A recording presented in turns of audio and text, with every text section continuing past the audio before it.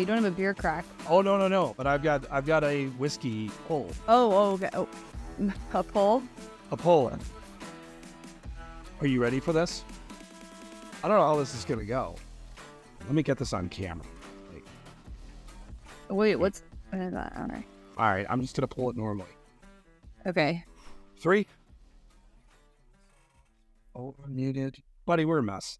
Best episodes. Is that an enormous coffee cup? It looked like it's a normal sized coffee mug. Just, I don't know, it's the angle. It looks like I don't know if that's normal. It looks like as big as your head. It's a... This is what it takes for me to survive this start. We haven't even gotten to college football season, but it feels like we are at the start of college football season. All right, here we go. Let's see how this sounds. You ready? 3, 2, 1. Oh, I kind of like it. Was that all right? Here we go. That was all right. So for those that are not watching on YouTube, Kramer, beer wasn't enough. We're going whiskey. What kind of whiskey is that? This is Hibiki. Now, I am not a big whiskey drinker, but Hibiki is really good. Really good whiskey. This was a gift from someone. Whenever I'm having a day, and maybe I'm having a little bit of a day, right? I dip into this amazing bottle of whiskey. So, yes. Cheers, by the way. Great to see you. Cheers. Yeah, and you were making fun of the size of my coffee mug. If you're on YouTube, and you should be, is Paige's coffee mug. But like, it's a huge fucking coffee mug. I need a lot of coffee. We've been busy this week. I get it. Which, but this is... Actually, I did want to start with that. If you are listening to this on Thursday before 1:30 Pacific time, Kramer and I will be live in the BR app doing college football playoff predictions. Do you have yours yet? I don't. Neither do I. Got 3 of the 4. Tonight is... Well, I mean, I have them basically. It's really just deciding the 4th team. So it's so funny because we did which we did on the pod, right? Weeks ago on our uniform breakdown. And we did the same thing. We had to go do a combined list on the BR app, which was hard. We need to ask if it's a combined I don't know, playoff. right? This is like, we got work to do. And boy, people were pissed off. Boy, people were mad at us. Yeah. But, we're so used to that, but also very funny. It's fun. You guys, if you're a longtime listener of this podcast, you know that my dog Hank occasionally loves to make his voice known at the very end of this pod. Okay, it usually happened like towards the end of our pods. Normally, it's happened in the middle occasionally. We were on the live yesterday, and at the very end, the mailman came, and Hank needed to alert me of it, and he barked on the live stream, which was hilarious because. The panic probably in my face. I haven't watched it back, but it's in the app right now. I should probably go look at it. You were trying to wrap up so quickly for it. It was so funny. There was literally 2 sentences left, right? It's like, yeah, all right, we were so close for Adam and Paige, and then it's ruff, like it's just like, and then internally I don't care. I love chaos. Like that is the perfect way. We pissed off the Georgia fans too because we didn't have them. So something symbolic, like it felt good to have just a dog bark at the end. But like, Hank's our guy. Like this is like perfectly us. The pod is Paige, Kramer, and Hank. Occasionally Hank, my dog. So there's that. But yeah, so if you are listening to this and want to go in the BR app and check us out, go comment something nice. Maybe show us some love compared to some of the people that, Yeah. Fan bases just get so angry. Although we did get a lot of love for the LSU number 1 overall pick, which I think is fair. Tulane, I think, got a bit. Tulane did, yes, because they're good. And also, this is all subjective. Like, you know what I mean? Like, Yeah, it's fun. I talked to some of my, people that I know, and I gave them our top 10 that didn't see. And it was funny. They were like, okay, yeah. Oh, good. And then, I forget which one. They'd be like, ooh, no. Penn State was controversial. Penn State and Oregon are the 2 that we got the most crap for. I don't have problems with either of those, but I get it. I get it. That's why they pay us the big bucks. Well, the bucks to do it. I thought about it. Yeah. The literal dollar.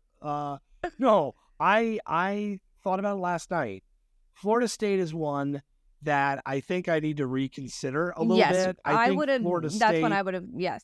And then you were trying to hype up Clemson. I don't know what that was. Well, I know where you stand on the whole Clemson matter. I love those. I did give the alternates love. I think those purple ones are cool, but like as a whole, no. It's fine. Tennessee was a good one. Tennessee fans are just pissed off at always, like, which I kind of like, by the way. Good for them. But no, it was fun. So we've got we have to get our college football playoff picks in order, and like it's kind of a big one because it's sort of like we'll announce it on the pod too. You can get a sneak peek there, but I'm almost there. So you're going to make it difficult for us. I can already feel it, but I'll throw you under the bus live and it'll be fun.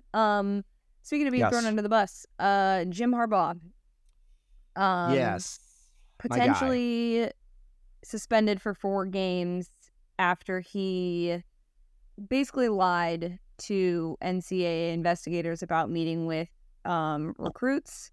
The rumor is that he took recruits out to a really good burger place, I guess, near the university, and paid on his own dime. So unlike Tennessee, where they're putting money in McDonald's bags, he just bought them the actual hamburger. Thoughts on just the suspension in general, and does the punishment fit the crime first, and then we'll go into what this sort of means for Michigan not having him for those first 4 games. So I'm writing about this for BR, and so this is kind of the Cliff Notes version of my thoughts. Like, this is all, I miss this type of scandal in college football. Scandal is probably too harsh a word, right? This is the perfect late July college football story. Like, before there was weird stuff and really serious scandals, and you have all these different moving parts. Like, this is a good old-fashioned college football dead of summer story. Yes. And that kind of says it. So I will say, like, the fact that he treated this so, like, haphazardly speaks to kind of who he is. And I like Harbaugh, and I think he's a really good coach. But if you would have just come out and said, like, yeah, man, I bought some people some cheeseburgers, not denying it or misremembering it, or like, I mean, there's this kind of void of like where he actually still even is on all of this. And and now they're going to say, like, okay, he's going to accept the responsibility in some capacity, and they're going to serve this thing. I think it's a nothing burger. But I also think, right, like that, I should use that in the story for sure. But it's also like, this is him, and this is so stupid and unnecessary, right? Yeah. It's not going to hurt them. I know that's the next part you're getting to, but it is so dumb, because if you just tell the truth, no one, the NCAA doesn't give a shit. Like, this is like the USC thing. If you lie, that's when you get into trouble. And that's where they're at. Yeah, and the whole reason that this became a thing was because he refused to sign paperwork saying that he did tell the truth, basically, in this, and he, to the best of his knowledge.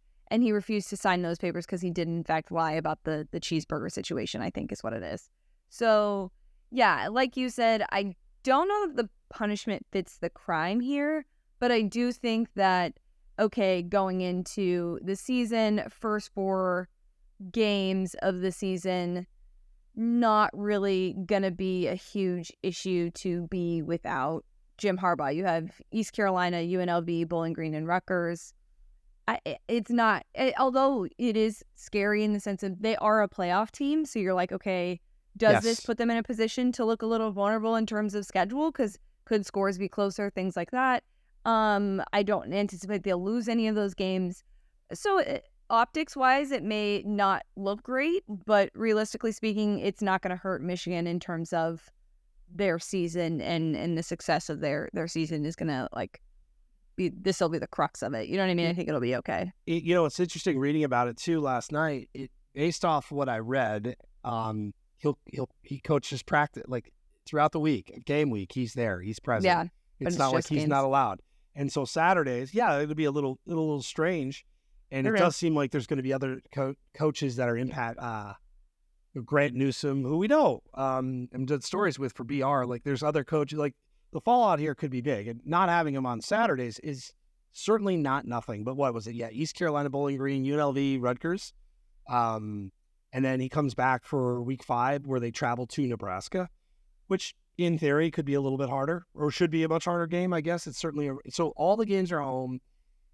East Carolina's a fun, spunky team. I like them. I think they're fun. I think they're good, but they're going to get waxed. I wonder what the spread is on that.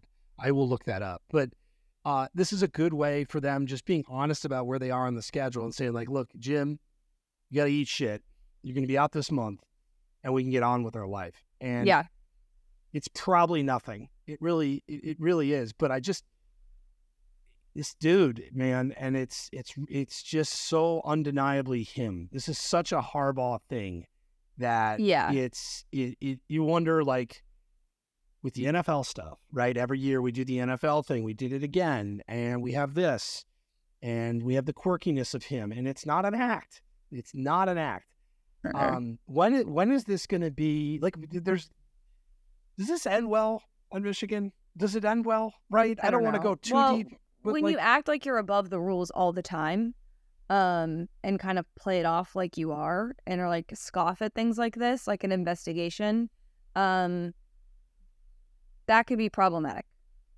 I like him. This is a supporter. Yeah, and I mean, he's been so successful there now. So by the way, I like East Carolina is a up and coming team. I don't even know if I could do what is the spread game for week 1. But let's do a little bit. What do you think the spread is for Michigan at home against East Carolina? Michigan minus 22. 34.5. Jesus, Mary, that's and Joseph. massive. I would have, you know what? You were right there. I would have said 3 touchdowns. So you got other games where the spreads, I mean, by the way, their non-conference schedule sucks 2 years in a row. Like, what a joke. Just saying. Yeah, they're going to be fine, but I like these controversies, Paige. Back to me, because it's all about me. I want more of these. Like, we're arguing over cheeseburgers and lies. Like, this is what I need in July before the college football season. So, yes. And good news for you, more controversy is that Congress is getting involved with NIL, which is, you know what, not terrible, but also very funny because there is a name connected to this that people in college football will probably know pretty well, Tommy Tuberville. There is a bill being proposed. It's called the Protecting Athletes, School, and Sports Act. Basically, this is going to be something that would get rid of the like state by state laws and like kind of get rid of the disadvantages that some states might have compared to others. I just love that this is going to happen at like a very high legal, like college football is just classic for just getting itself involved in Congress, and it's always about paying players. So I don't mind this because I think there does need to be some rules and regulations. And like we've talked about on this podcast, the NCAA doesn't really have the ability to do that. It's been proven that this started and they really couldn't control any of it, and they're going to try in certain ways. But I think this would certainly help kind of even out the situation in terms of NIL. Speaking of Bill, do you remember that one time Tommy Tuberville left a dinner with a recruit when he was at Texas Tech, middle of the thing, just to go? Like literally left a recruit with the bill? Oh, yeah. Yeah, this guy, I like it. He's trying to improve the overall. I'm serious, by the way. Like that's amazing. Go. I'll pull it up. Here's a Bleacher Report story from 2012. Were you just going to say do Google? Do Google. You were going to say do Google. Well, I'm drinking whiskey, and we may not have we may have a situation brewing because the pacing of this is like I'm used to beer. What'd you eat today? Not enough. Okay, this is going to be fun. Or bad. Tommy Tuberville did ditch a recruit or recruits at with dinner the bill to take the Cincinnati job. So I love that he's here to save college football. Thanks, buddy. Yeah. So the part of this, like, I'm so torn on this. I do think it needs some regulation. I'm not sure these are the people to regulate it, and I certainly the part that caught my eye is that they want to like make the transfer portal so you couldn't transfer until 3 years, I believe, 3 academic years. That's in there too? Yeah. So there's a part of this at the bottom. Oh, so this is a typical sort of bill where it's like has stuff in there that I don't like that. Yeah. I don't agree with that at all. We're gonna save the environment. But also, how do you regulate that at a congressional level, like a federal level? Yeah, this is that's none of your business. The payment stuff and having different laws for how people can get employees, quote, employees or contractors in your state can get employed makes sense. This is the part I think that's going to rub people. It says this is from BR. The transfer portal would be dramatically altered with athletes only able to switch schools without losing a year of eligibility if they had already been at their current school for 3 academic years. Absolutely not. Kick rocks. Ain't gonna fly. Exceptions for coaches leaving the school or a death in the family would be granted, however. Yeah, I think we've already opened this door and there's no going back. So this is so politics, right? Like, here's a bill. We're going to save the sea animals. Yes. But in return, we have to build 10 nuclear power plants over here. Like, so this is very politics. The most political thing of all time. Yeah. And you know, Tommy Tuberville is just a fucking blowhard, if I'm being honest. Like, seriously, like, I don't want to fucking hear from Tommy Tuberville, okay? If I'm, like, thanks for saving us, buddy. Like, could you imagine him versus Saban right now? Like, I would like that instead. Like, get back on the field. Like, piss off with the transfer portal stuff. That's so annoying. So there are my thoughts on the matter. Not that that's political. My Tommy Tuberville disdain has nothing to do with politics.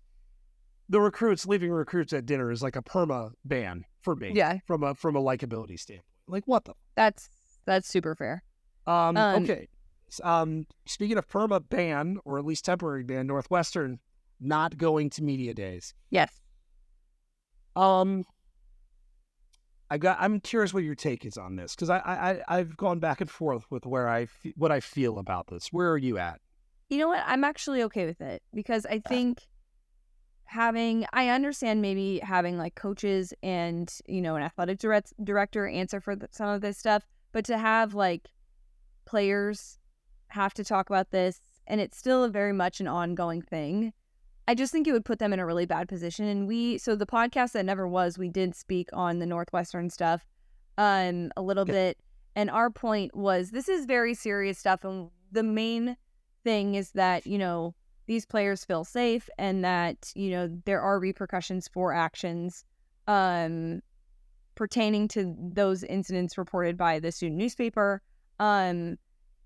But I think it's fine. I don't mind that they're like, hey, you know what, we don't have them together, because it would have been awkward anyway. And I think some people obviously in the media will be like, oh, well, we should be able to ask these questions and all of that. I feel like when you're dealing with something so serious and they're still, it's so fresh. It's not like they've had weeks to do this. It's maybe even 2 weeks since this news broke. I think it's fair for them to say, hey, we're going to sit this one out just to protect the student athletes. I was at media days with when Penn State, right? Like, and I see people online commenting what Penn State went, and I'm trying to remember what the vibe, but it definitely wasn't as fresh. I think that point's really important. Yeah. I actually agree with it as well. Like, you're putting people, we still, like, the accountability of this is still like being tallied. There's still an audit being done on the program. And so in that regard, you just kind of don't know who you're hearing from coaching wise. And I really think the players, like, you'd have some Northwestern beat writers there that are like, hey, talk about the guard play, right? Like, that's the only thing I'd love for media days. It's like, well, what's the punting battle look like, coach? And like, you'd have like all the fucking national media like, what are you doing? Like staring a hole through like their chest. But it's an unwinnable spot. I think the biggest thing, you said it, like, putting these kids in this position would be deeply unfair. Like, this is a program that really is not going to be on stable footing for the whole year. Why put them in this spot? It's only going to go poorly, right? And I don't know. I have no issue with it either. Yeah, I don't see where there's like a positive to them going on either side of things, because really you're not going to, especially if you're a journalist asking questions about this stuff, I don't think you're going to get any sort of answer that means anything. So agreed. But again, it's not, I don't think this is a winnable thing. So why not make it about the football? You have a conference that has legitimate national championship contenders. Granted, it's very interesting. You've got the Harbaugh stuff. I was just gonna say, when is Big Ten Media Days? I think it's right now, today or tomorrow. I think. Ayo. I know. So I think it's this week, because we're sort of in the thick of it as well. We talked about NIL earlier. Arch Manning, NIL deal as a, what is likely to be a backup for at least a season. Well, and the whole thing with Arch was that he wasn't going to sign any NIL deals until he was the starter. But this comes with a caveat where all of the money goes to a children's hospital. So in perfect Manning PR fashion, they're doing something very wonderful. And I think, props to this kid. I feel like we've maybe talked about this during the dog days of summer, but props to him being so, and knock on whatever, that there's, coming with the name and having the spotlight be on you from such a young age. I feel like he's handled it very well. I actually feel, yes, 100%. And I feel like the advice he's getting from clearly people that are amazing at this. Yeah. Steve Sarkisian, I want to give some credit. Came out basically and said, hey, we're like, hey, we're going to have a competition. Then was like, you know what? Quinn's the guy.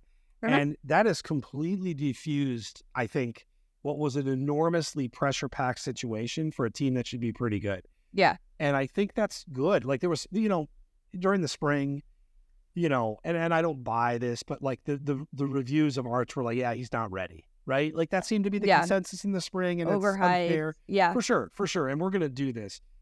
They've all kind of diffused this in a really good, healthy way. Yeah. I mean, yours is the guy and will be until further notice, and let Arch just kind of mature his own pace. It's actually almost, for a story that was so larger than life, this is like normal. This is like the good old days of like, you don't have to start right away. I think it's been good for everybody, honestly. Yeah. I mean, they've survived the whole, this is how much they spent on his recruiting visit and all that stuff. Like, it really has been diffused. I will say, the quarterback documentary that we talked about last week on Netflix is produced by Omaha Productions, which is the Mannings. And I saw a clip where Peyton talked about how Patrick Mahomes asked him if during your career, would you have allowed this kind of access to follow you? And he said, in the beginning of my career, there's no way. I would have never done that. But as my career started to come to a close, I realized that, yes, I totally would have. And he's like, I found that interesting because what we know of the Mannings is that everything's very calculated and, they're incredible business people and incredibly smart in that and savvy in that way. But to hear him talk about how he changed his thought process on that, being part of a production company, doing a, simulcast that is different than what we've seen in sports before. I found it very interesting that someone who's incredibly old school, in my opinion, is looking at the new age of sports media and the access given and looking at it more so from a, hey, yeah, I'd actually love to be able to give fans this sort of access perspective. So I thought that was pretty interesting. And like you said, Arch is probably getting lots of information from his family, and there's definitely a decent amount of discussions, and they had those experiences. But I just thought that was really interesting that he, was honest with him and was like, look, at the beginning of my career, I probably wasn't going to be the person that was going to accept this, but you should, and this is why I think you should. And I thought that was really fascinating. I did want to bring up one topic that is not on the doc. And of course, this is my weekly quota of talking about Georgia football. Oh, now, we pissed off Georgia yesterday because we said they didn't have one of the best uniforms. One of the best top 10 uniforms. Yes. Which is fair. I also said that Ohio State had crimson. Thank you for catching me on that. That was a big fuck up. Just all over the place, right? And you're like, Adam, by the way, Charlotte, you're a dipshit, which I am. But so I don't know how, again, not a recruiting podcast. I always feel comfortable saying that. But Justin Williams, the linebacker, committed to Georgia, and he's a 5-star. And why is this relevant? It's relevant because I am in constant awe now of how Georgia has become this sort of assuming machine. They had the number 1 recruited class in 2024. I've also read that in the last 4 years, they've picked up the commitment of a 5-star linebacker. Why does that matter? There's not many 5-star linebackers. Yeah. There's not many. And the fact that they're doing this every year, and when you look at their formula, is pretty incredible. So we talked about the quarterback commitment earlier this year, right? And what it meant. It's pretty amazing, what they're doing. All these teams are vying for it. I think Georgia right now, Paige, this is going to be a fucking problem for a long time. And it's Yeah. just one linebacker, but symbolically, again, it just remains a big deal. And it is. They have not had a good offseason. You've had arrests. You've had just kind of turmoil, I'll say. Not a bad offseason, but certainly not one where you'd think, like, maybe you think this is the time where kids reconsider. No. Number one recruiting class. I think they have 4 or 5 star kids committed to their class already. I know you don't like gushing about Georgia. I don't really like it either. It's not even that I don't mind gushing about it. I think it's just stating sort of what we already know. But what we know, where I would slightly disagree, is the fact that we continue to know this is kind of not normal. It's like the only team I've seen where they make this look normal is Alabama. Like this is. Oh, I thought you were just gonna say that Georgia was the only team. I was like, Kramer. No. I think we're seeing a changing of the guards in some respects, and it is By the way, if you're not watching on YouTube and you heard that groan, it was not for what I was saying. It was Adam drinking whiskey. I'm not good at drinking whiskey. Here he is drinking whiskey, bringing up Georgia on our podcast. I'm just like throwing grenades. No, I mean, I do. I like excellence. We've talked about this, and I'm just kind of in awe of their continued excellence. Also, speaking of not excellent, is me drinking whiskey out of a golden tea cup. Oh my God, this is. Oh boy. Wow, gotta regroup. So interesting social media speculation in college football has hit socials of the mascots. So Brutus was seen with the Oregon Duck. Yes. This sounds like this is so cartoony. Brutus was seen with the Oregon Duck. TMZ. Yes. This is like a childhood news. It's like a report from a child's TV show. Brutus, the Buckeye, was seen with the Oregon Duck, and the caption said, "Big things coming." BIG, all caps, right? Yes. That is questionable. I did not think that mascots would be the ones fueling realignment rumors.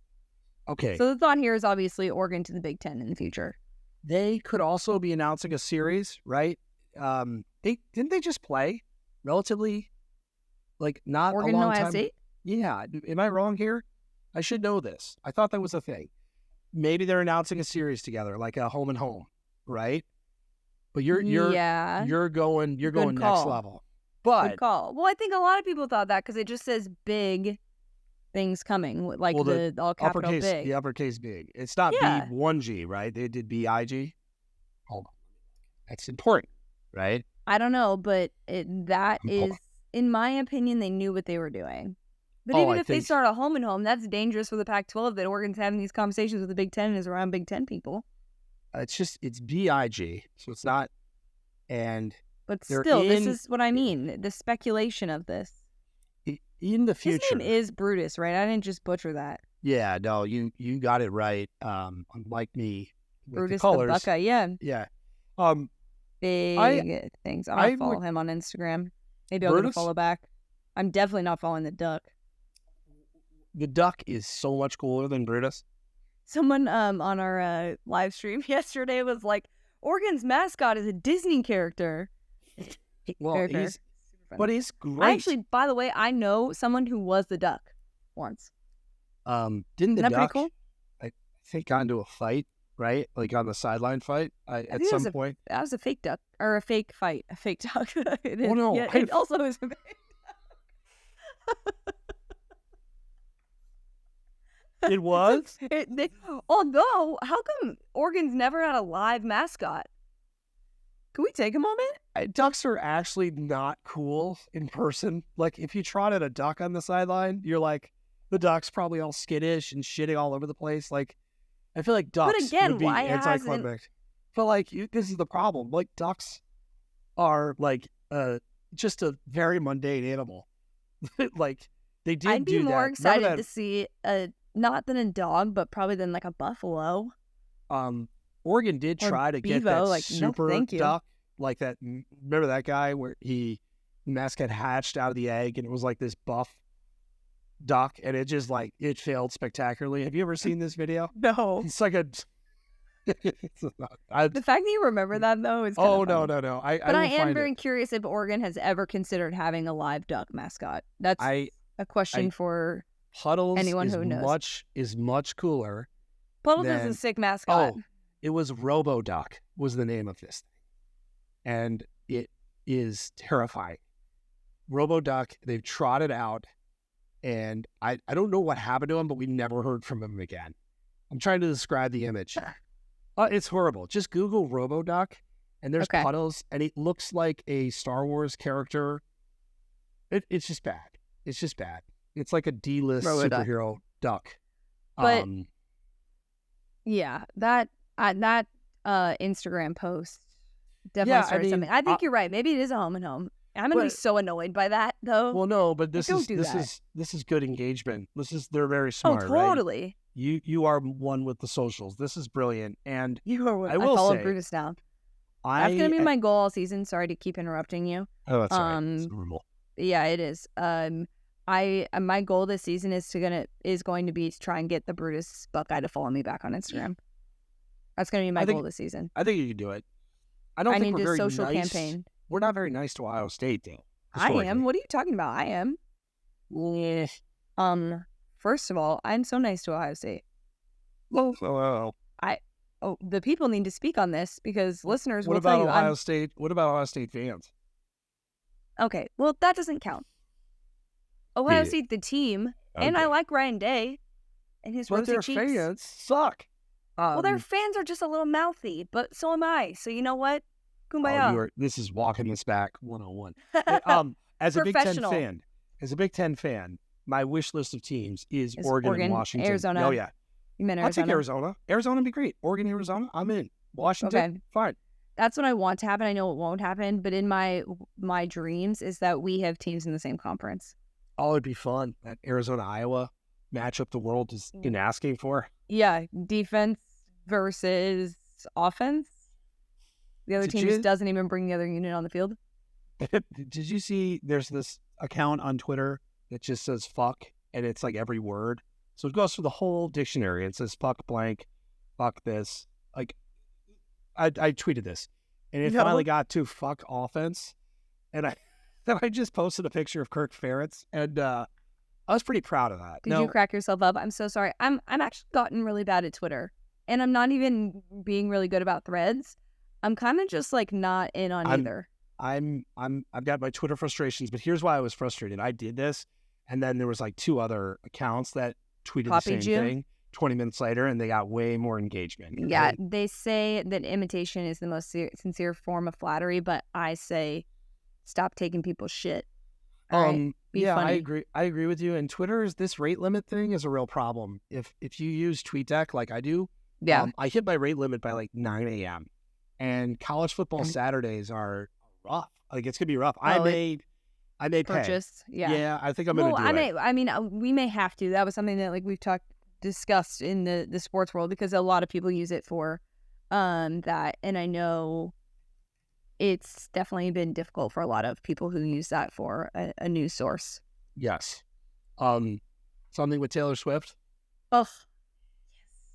Okay, so Travis Kelce went to the Taylor Swift concert at Arrowhead.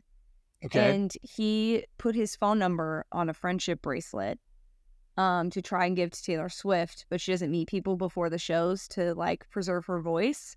So he didn't get the opportunity to give her that. But I want to just go on the record and say, Travis, I actually am a huge fan of friendship bracelets. So just throwing that out there, if he ever wanted to exchange friendship bracelets, I'm so here in support of that. Oh, so that's I mean, I didn't know that was your genre. Like I didn't know that. We've never talked about him. I have a pretty good idea. We've never talked about him. Did you ever see him without his beard? Yeah. Thoughts? I don't think he's a guy that... I think he looks better with the beard, but I don't mind him without the beard. I didn't know, like... Okay. I mean, I like Travis Kelce, by the way. Great golfer. Was great on the match. My mom loves Travis Kelce. So also, Travis, my mom's a big fan. She's a fan of their mom. I mean, it sounds like it would work really well if we exchanged friendship bracelets. This is like practically a done deal. It sounds like a done deal to me that it would just, it kind of makes sense, you know? I thought about you yesterday. Did you watch the Joe Burrow Barstool clip? Of course I did. I posted a TikTok about it. Oh, he's fucking funny, and his jumper is amazing. Yes, by the way. That's what I posted about. I want that sweatsuit. I need body armor. Body armor, if you want us to plug you on the pod or do whatever, if you send me that jumpsuit, I don't know why I called it a jumpsuit, and you just did that. It's a sweatsuit. It's a sweat set. I'm just letting you do your thing. Joe's hair, he got a little different with his hair. Joe, everything right now is just so very funny. Like for the whole thing is funny. Like that whole the Sunday conversations. Like it is one of my favorite things. But it was really good. Burrow played along great. His jumper is amazing. Yeah, his hair looked immaculate. He also is a lot bigger. Like it's amazing. Like seeing Joe beef up, and that was part of the joke of this thing. Mm-hmm. And Mr. Joe Burrow, by the way, is about to get a shit ton of money. So Justin Herbert signed $262 million. Ridiculous. I love the NFL contracts because it's Lamar Jackson 260, all right, 262.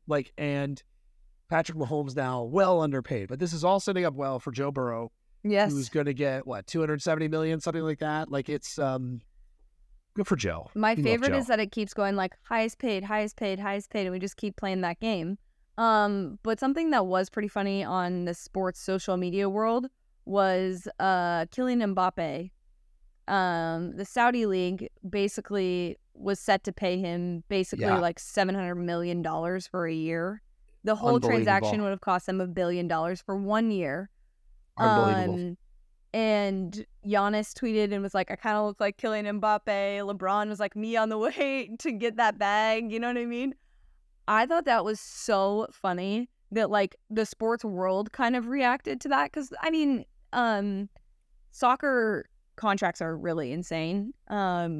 And I mean, obviously we talk a lot about that, but I saw a tweet where they broke it down into what that would be per day. And it was it would have been all of Tom Brady's career earnings, his entire career earnings in 1 year. And also I just saw a report before we signed on to do this that the Woj of international soccer, Fabrizio, he said that Mbappe's his people aren't even going to talk to the Saudi league team.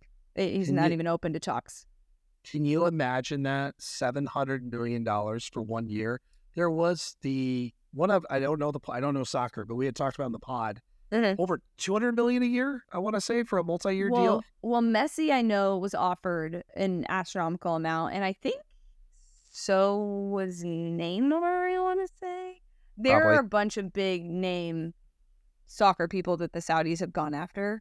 But Messi was one of them that I think his was the one that we were discussing because he ended up going to Inter Miami, which is now every single night the sports Twitter is all on Messi, which is great. And he's been amazing in 2 games that he's played. Fun. I gotta say, it's really cool to see. It is pretty cool. Yeah. So that's pretty exciting. But I personally would hope that someone would pay us $700 million for a year of doing this podcast, because I think that checks out. That makes sense, you know? $700 million. Imagine being big enough to say no to that. Imagine being rich enough and morally correct.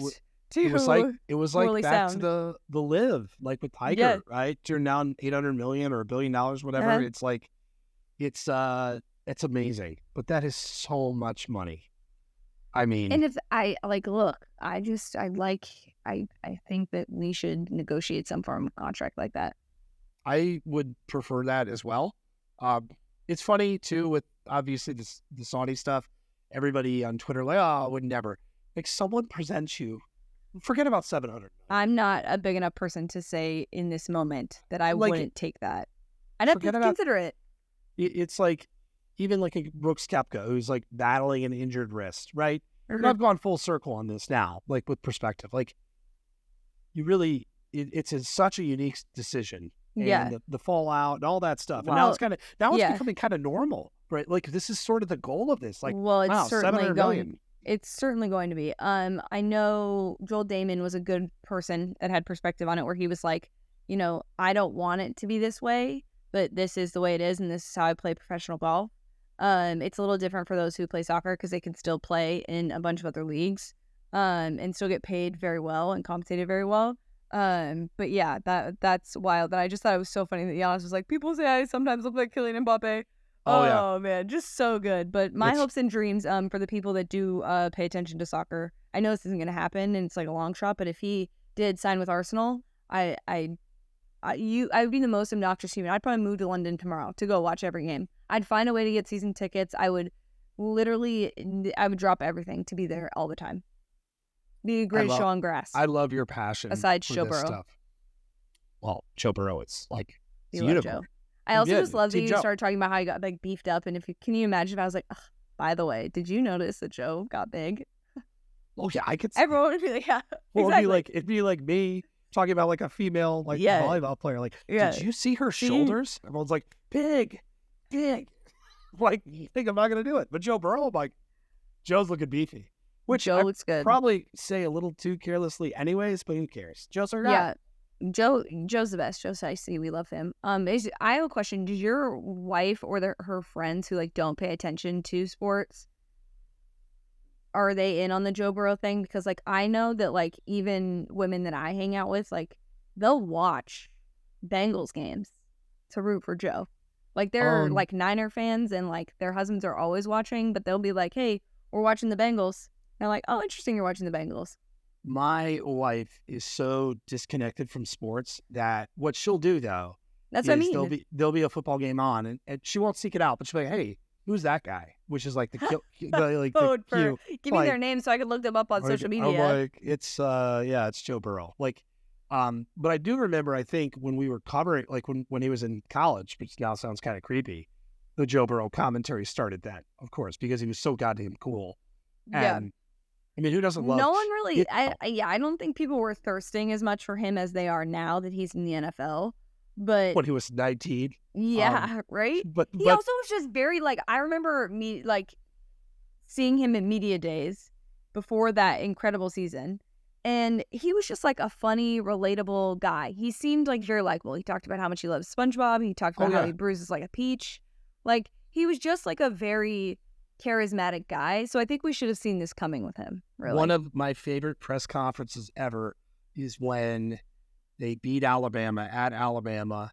They did that press conference in like underneath like the small Alabama visiting press conference, and Burrow came up, hair fucking perfect, looking great, and then our guy Ed O, who knew at that point I think that he had like just won a national championship, just both of them like smiling from ear to ear, like, we've got this shit. Like, and it was cool because at the time, even Burrow was, what a player, but what a season. And then to think he blows out his knee horribly. And now he's going to be, by far, I think, the highest paid quarterback in the NFL. Yeah. I actually, now that we're kind of transitioning, I'm seeing what a terrible deal Patrick Mahomes stuff signed. I don't know if you've seen this, but like the quarterback, he'll be like $7 million per year under what a lot of these guys are getting. Yeah. And he signed, a $500 million deal. So I'm kind of torn on this. He's $500 million, like that he's like, and I don't know what the guarantees are in this or all these things, but like they're going to probably redo the deal. The quarterback market's also kind of going crazy. Yeah. He is like the face of sports right now. Yeah. So I'm curious how Kansas City handles it now that quarterbacks are just getting even goofier money than he already got. Yeah. If I were an NFL quarterback and I'm Patrick Mahomes and I'm restructuring a deal, I'm looking at what Messi did when he came in and he made a deal with the MLS and Apple TV and is getting revenue from that stuff. I'm looking at a way to make money outside of just what you're paying me for and have that in my contract. Whether it be buying into a franchise or things like that, I'm absolutely putting that in there and putting my people to work to find ways for me to make money outside of just being paid based on what the other quarterbacks are being paid. But actually, to that point, we don't cover the NFL extensively, but we obviously are fans. What is your take on the running back situation? I think it's a real problem. It is. I think the NFL has a real issue here because when you look at that position, there's such a strong connection between a fan base and their running backs, right? Yep. So Saquon Barkley, who's one of my favorite football players ever, period. College, pro, guy that just seems so likable, like everything. Like the fact that he had to cave and sign this really odd 1-year deal that included an upfront payment and some incentives, but it was more or less just the franchise tag. The fact that he's doing that, I think, is concerning. And you have this Zoom call, and you've got guys like Jonathan Taylor. When you look at the next guy up, I do think you look at the Super Bowl teams, not all over the place, but you look at who's won the Super Bowls, and they're starting running backs. It's not good. Like the formula for the NFL is that maybe these guys don't quote unquote matter. I want to say that's not my take. That's the formula because it's in the Super Bowl champs. It's like it can be the face of the franchise outside of a quarterback, right? Yeah. Like, and so I really think there's kind of an identity crisis here that the NFL is going to have to deal with. Yeah, well, and body-wise, like you're putting yourself in, I mean, not to say that like offensive linemen and other players are not putting their bodies, through situations, but the role of a running back is very, very physical. And yes, to say that they shouldn't be compensated for that. And I know the other aspect of this is like, longevity and all of that kind of stuff. And it's like, well, yeah, because you're asking them to do a very specific thing and that can be incredibly dangerous for them physically. But yeah, someone who like my favorite running backs include Christian McCaffrey, Najee Harris, like those guys deserve to be paid, you know what I mean? And treated properly in terms of respect of length of contract and things like that. So yeah, like you said, also they can be faces of franchises. And like there's a lot to be said about that. The Jets, I'll use my Jets as an example. We've not had a great running back in a long time. We draft Breece Hall, Iowa State kid, was incredible. Like rookie of the year, blows out his knee. And like the Jets didn't have a quarterback, but like immediately the team sucked. Like it was wild. So I think I don't know what kind of reckoning is coming, but I do think look, Saquon Barkley is 27? And like Dalvin Cook, and I know there's other things with Dalvin Cook, like serious off the field things. I don't know if that impacted his contract or not. Mm-hmm. But like at 27 years old, the NFL is like looking at you saying like, how many years? Look at Ezekiel Elliott. He signed a very big deal. And the last couple of years, he's not to the point, like he's slowed down. Right? Yeah. He's still capable, but like you watch him and you're like, not the same dude. But Saquon right now is superhuman, like even rebuilt knee and all. And so the Giants, timing-wise, they signed their left tackle to like a $107 million deal, like Andrew Thomas, like a day after Saquon is scrapping for $10 million. Symbolically, that's crazy. I get it. I'm not in the financial analytics of football, but as someone who watches and appreciates, like it's a little weird to me that that's all Saquon could get. Like that, It just doesn't feel right. What I think needs to happen is sort of like what's happening with the tight ends, where they've got tight end U, they have National Tight Ends Day. The running backs need to get together, make a collective, and, find a National Running Backs Day, Running Back Appreciation Day, do a, off-site during the summer, train a little, have a little fun together, get those personalities out there. If they need me to run it and be the president of the Running Back U Association, I will do it. So nice of you. I know, right? I'm just really a giver. Today I've just been, putting it out there that I just want to help and support people. As a sports fan, I know. But yeah, I think there needs to be some sort of collective agreement, and it sounds like a lot of those guys are in communication with each other on sort of what's next and what's happening in order for them to use leverage sort of against those dealing with their contracts.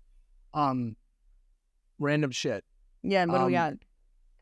My Oppenheimer review, and you Barbie. You saw Barbie. Yes, I did. Me first, you first. You may go first. Liked it. Mm-hmm. Liked it a lot, actually. Really interesting, beautifully shot.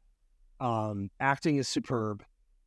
I think the end was fine, but I do think that I don't want to say it dragged. It was very deliberate at the end. It was like a 3-hour movie. It is, and the end, and this isn't a spoiler alert, becomes more of the aftermath of like the political fallout, which is still fascinating. But I don't know, like the middle part of it is so goddamn cool when they're trying to build this bomb that it's fascinating, like throughout. So I thought it was great. I think it's the first movie I've seen without kids in I don't know how long. I was trying to think back. It's been many years since I've been in a movie theater without children seeing a Pixar film or the Mario. It makes me want to go back. So very much see some of the most awkward sex scenes, by the way. I know people have written about this, but it's real. It's pretty hilariously awkward. Like the movie theater, like audibly, like gasping, like, oh, like that was unexpected. But outside of that, or including that, it was great. So Barbie. Okay. Good? Barbie was wonderful. I am going to see Oppenheimer soon. I think I told everyone on the podcast last week that the reason I haven't seen it yet is because we're going to see it in IMAX, and there's a specific IMAX. It's been like sold out. There's a theater that's like 10 minutes from us that I grew up going to that is like a legit IMAX theater. Nice. But everything's been sold out minus the front row for the last like week or so. So we're waiting it out on that front. But Barbie, phenomenal. It's definitely different than what I thought it was going to be. It's very silly and quirky, but I cried a lot more than I thought I was going to. Like sobbed hysterically. I don't mean to be laughing. I'm sorry. No, it's fine because my brother jokingly was like over 1.5 times crying in this movie.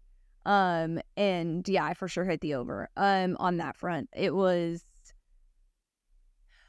good. It was very like relatable in a way that like made me sad. I told my brother it was like kind of weird because there's a scene where one of the characters is giving this like very passionate speech, and it's just about like being a woman, and I'm sitting there crying, and there's a girl sitting next to me who was like maybe 12, and like she was crying, and that made me cry more because I was thinking like, oh my gosh, a 12-year-old can relate to this, like what? And it made me cry even more. And then there's like a montage of scenes with like moms and daughters, and it was like every time there was a scene, like what's funny is I took my brother, so I was like, please will you go see Barbie with me? He found it very hilarious because Ken's character, Ryan Gosling, is actually very funny, and there's a lot of really hilarious humor in it. One of the things, I doubt you're going to see it. This is not really a spoiler. No, I actually want to see it. I do. Okay. Then I won't tell you one of the jokes. It's like the best joke, but we will circle back to it when you do see it. Yeah, but I'm in. Yeah, I thought it was very well done, and the director of this, Greta Gerwig, is just known for putting together really great masterpieces, and I think this was one of them. And I certainly think it's worth everyone seeing, not just like women. I was laughing about you crying, but then you told like a really sweet crying alongside a 12-year-old But also girl. like I cried everything. Kind of a dick. I mean, I cried watching what was this? Oh, the tennis documentary, Breakpoint. Yeah. Yeah, I cried watching that because I was like so happy for one of them, and I was like just so emotional. I'm like, why am I crying? No, I cried a lot. That's actually something about me, is that I will cry at anything, happy or sad. I'm a big crier. I'm a big crier. I've become a crier in movies with like dad-daughter. Like I rewatched Interstellar prior to going to see Oppenheimer. I did like the Nolan circuit. Yeah. And him leaving his daughter, like, yeah, it hit me. Like, and it hits me kind of unexpectedly. Like kids in movies now. Yeah, it's that is like a weakness. That is my kryptonite. Yeah. Yeah. Speaking of random shit, when your kids go back to school? Like 2.5 weeks. Okay, I was gonna say because I know shit's getting real. And what grades are we going into? We are going into first, third, and we got one more year for Cam Bam before kindergarten. I like how you call him Cam Bam because he's kind of like Bam Bam. Hell, he is. He really is. He is Bam Bam. He is a savage. Everybody like summer. I love summer. I love that my kids can enjoy summer. Kind of ready for their summers to be over. I'm being that in the best possible way. Most loving way possible. I thought I had another random shit thing, but maybe I didn't. Oh, this is not random shit, but you know we're 4 weeks away from the college football season. Like week 0 is literally 4 weeks from Saturday. And I was with neighbor Jason last week, big Nebraska Shout out Jason. fan. Who was on my team, by the way, about the cake situation. We are still working through it, right? Mm-hmm. Like I brought it up to people. It's a mixed bag of cake, brownies, and pie. Pie. I was by just the gonna way. say your mom. Your mom said pie, and Yes. I'm huge on pie, but I'm more of a like berry pie person. I like fruit pie as opposed to like the sweets and chocolatey ones. I agree with you. Like peach pie, apple pie. Peach. Okay. I'm not doing this. We're not doing this. We're not too. Peach is delightful. Peach pie. Yes. Okay. No. You were with neighbor Jason. Nebraska plays Minnesota the first Thursday of the college football season. So week 0.5, whatever that Thursday is, week 1. 0.5. I'll tell you what, like that could be a heavy beer intake night. That Thursday night, have you looked at those? Like I just looked at this. We were drinking this weekend. So it's not bad. That first Thursday night, you got Florida at Utah, by the way. So that's like a legit fun game. Yeah. NC State at UConn. And but Nebraska at Minnesota is kind of cool. Like that's an interesting game. Nebraska at Minnesota? Did I say Minnesota weird? Nebraska, the way you said that was so Midwestern. Well, Sometimes I love when whiskey. when your Midwestern likeness comes out. It's my favorite part of this podcast. Nebraska is a 7-point underdog at Minnesota. One thing to keep an eye on, and then we really should wrap up. There's a report I saw just before we came on of PJ Fleck. Did you see this? No. Toxicity in the Minnesota program. Why? Didn't sound good. Oh, didn't sound buddy. good. I perused it. And it did not.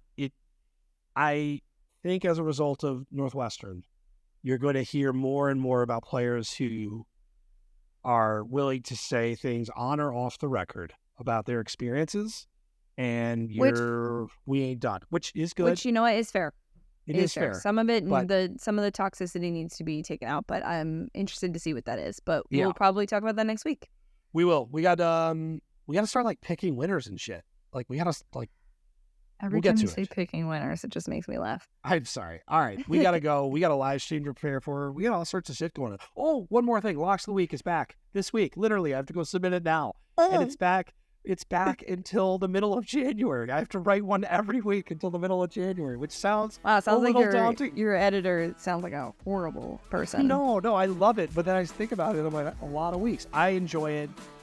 We are starting with win totals. I had to remember. I was like, I'm gonna help you if you can. Shit. Yeah. So okay, with that, a chaotic end. We will talk to you guys next week.